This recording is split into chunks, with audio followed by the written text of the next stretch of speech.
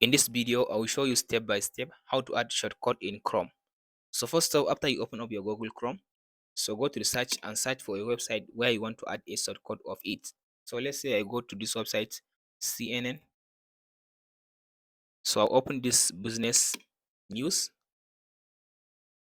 So now let's say I want to just add a shortcut of this business news page. So the next thing to do, click on this bookmark.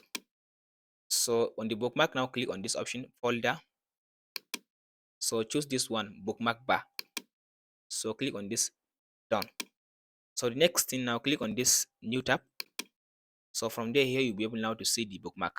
So the next thing to do now, click on this option now to minimize the windows. So now adjust the windows of your Chrome. After you adjust the windows of the Chrome browser, the next thing to do, just drag it to the site. So now drag the shortcut to your desktop like this one.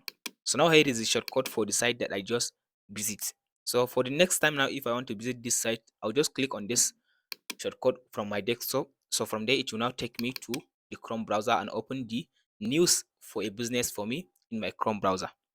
So that's it, guys, on how to add shortcut in Chrome browser. If you found this video helpful, like and subscribe. Thanks for watching, guys.